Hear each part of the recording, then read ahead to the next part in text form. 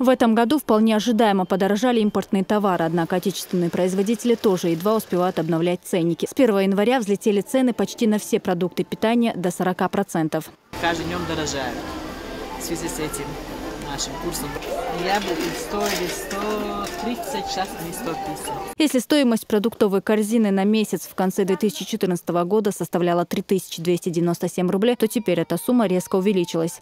Так, цены на молочные продукты поднялись до 30 рублей. Килограмм говядины подорожал на 10 рублей. Мясо курицы и рыбные изделия на 40-25 рублей. Чай, овощи и фрукты до 35 рублей. К ценовым скачкам на продукты жители республики относятся с житейской мудростью. Берите побольше соли, если будете солить рыбу или мясо. А так все будет нормально. И грузите апельсины бочками. До свидания.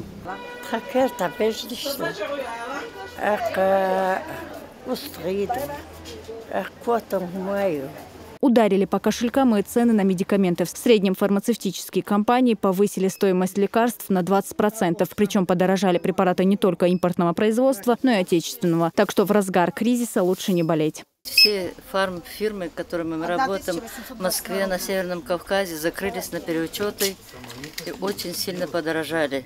Не знаю, на каком они основании это сделали. У нас никаких оснований законных нет, чтобы мы могли хоть на что-то как-то среагировать на этот рост цен. И вот мы пока торгуем, все, что у нас старое есть, по старой цене идет.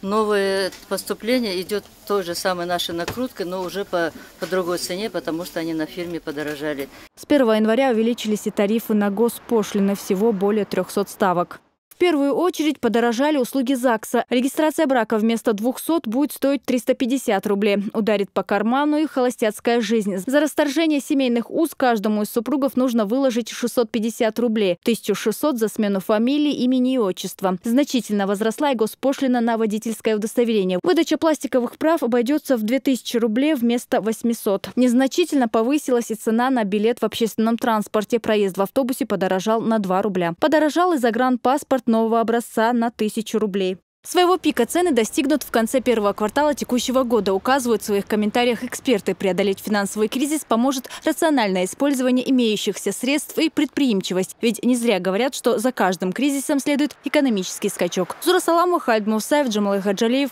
Новости.